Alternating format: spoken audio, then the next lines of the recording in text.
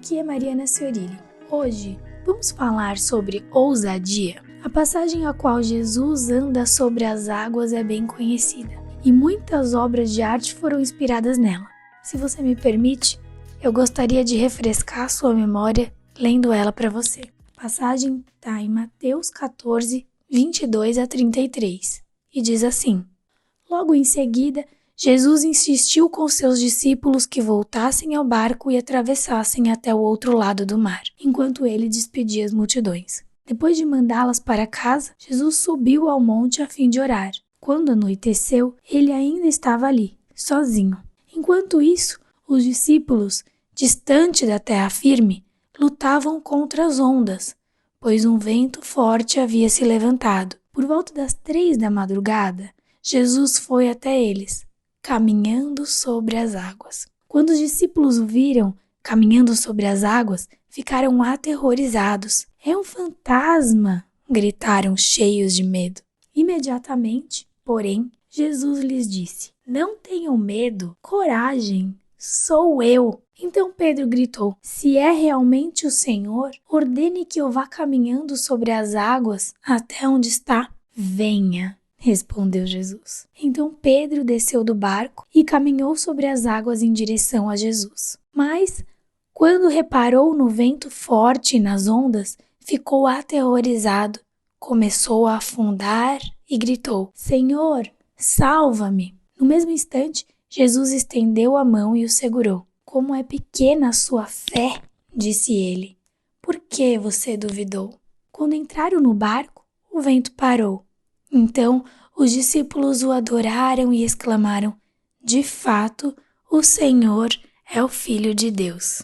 É muito linda essa passagem e eu, quando acho uma história muito linda, eu tenho uma mania de dividir a história. E essa história eu dividi em 10 partes. Veja se você consegue se ver em alguma situação da sua vida em que você esteve na pele de Pedro. Primeiro, Jesus manda os discípulos irem ao outro lado. Depois, eles lutam contra as ondas fortes e o vento. Terceiro, Jesus vem fazendo o sobrenatural. Em quarto, os discípulos tiveram medo.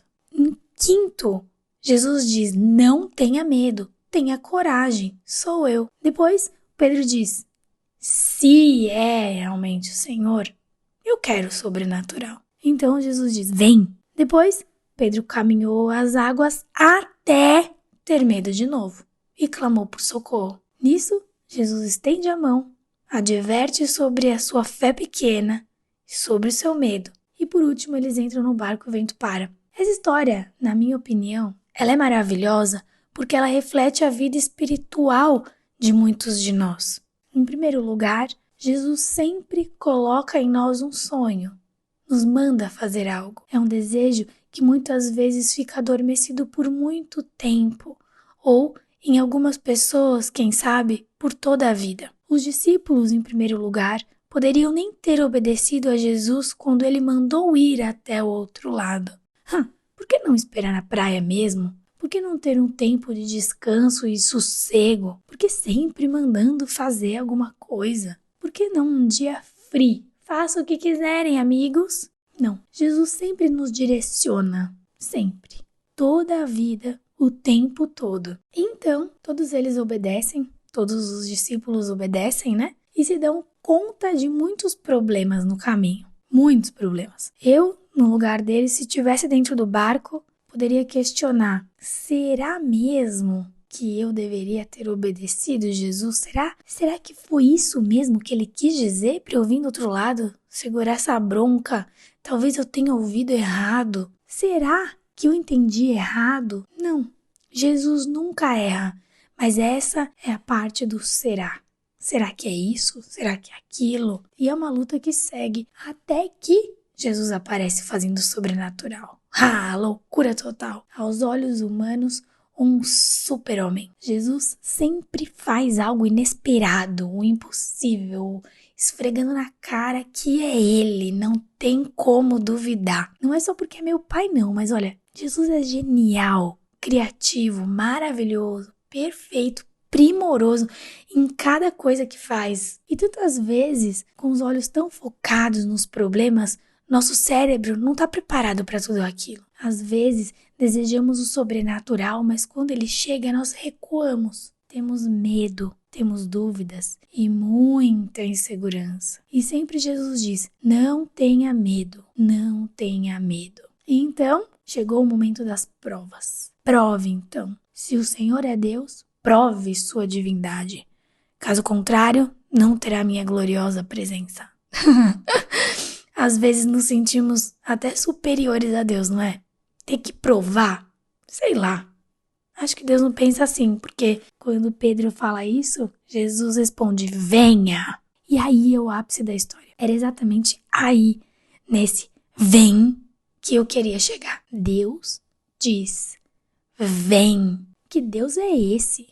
Um Deus que nos convida a caminhar com Ele, a irmos ao seu encontro no sobrenatural. Um Deus magnífico que se rebaixou, que se tornou humano para que nós não pereçamos, para que a nossa maldição não seja para sempre. Um Deus que chama sua criação de filhos amados, de filhinhos. Um Deus que, frente a tanta perversidade, tem a capacidade de perdoar e diz, lançar nos mais profundos mares nossas transgressões. Um Deus que ensina, que deseja compartilhar conosco a sua bondade e trocar nosso coração de pedra por um coração de carne quando o amamos. Um Deus de amor verdadeiro e sincero. Esse Deus te diz, venha, venha viver os sonhos que eu tenho para você, venha caminhar sobre as águas comigo, venha estar do meu lado, venha ouvir o que eu tenho a te dizer, venha sem olhar para trás, venha sem pensar no passado, venha sem temer o futuro, venha olhando para mim, venha, venha, venha. As aventuras que Deus tem para você são para serem vividas com Ele, juntos. Senão, não faz sentido. Se não for para viver com Ele, é porque não vem dele, vem de você mesmo. E as coisas que vêm de você têm limite, são enganosas, não são eternas, não preenchem o nosso coração. Somos feitas para responder ao vem. Temos sede pelo sobrenatural, porque temos um DNA de Deus adormecido dentro de nós. Só devemos ativá-lo na presença do Senhor. É claro que existem pessoas que fazem coisas extraordinárias através de poderes estranhos. Nós desejamos ter o parte sobrenatural ativa e podemos cair em ciladas perigosíssimas nessa vida. Para saber se algo vem de Deus, note se você respondeu ao venha ou se simplesmente é só um seu desejo do seu coração. A voz do Senhor é inconfundível, maravilhosa. A voz do Senhor é lar. E, indo adiante na história, Pedro atende ao venha. Faz coisas maravilhosas. Nesse caso, foi andar sobre as águas. E, em dado momento, sente medo. De novo, viram que, quando ele deu o primeiro passo, Jesus não acalmou o vento e as ondas. Ele deu o primeiro passo com todos os problemas. Mesmo com o vento e com as ondas que já estavam lá, ele foi. Os problemas não desapareceram antes do primeiro passo, mas ele estava com os olhos tão fixos em Jesus que foi. E tudo deu certo, até ter medo de algo que já estava rolando. Na mesma história, eles tiveram medo 2 vezes. O medo é tão humano, ele é tão familiar, todos nós sentimos. Primeiro, eles tiveram medo de Jesus. Agora, depois de reconhecer Jesus e ir ao encontro dele, eles estavam com medo dos problemas que tinham desde o começo. Era o mesmo problema toda a história, vento e onda. Não apareceu nenhum monstro marinho nem nada para complicar, aterrorizar no meio do caminho, nada. Os problemas atormentaram no começo até o fim da história e até o fim mesmo, até estarem juntos dentro do barco e o mar se acalmou. Esse é o fim. Vai ficar tudo bem. O mar vai se acalmar. Estaremos juntos. Aceitar Jesus é crer neste fim. Mesmo se o barco estivesse tombado e eles estivessem morridos, o fim seria o mesmo. Depois do fim é que vem o fim. Bem, Depois do nosso fim é que vem o fim de Deus. Mas enquanto o fim não chega, enquanto a história não tem o desfecho, viveram felizes para sempre. A ousadia para viver o sobrenatural é a emoção de tudo. A fé é que conta. A resposta do vem é só para quem tiver coragem. Percebeu que de 12 discípulos, apenas um deles foi? É esse um deles que eu quero ser. E eu acredito que você também.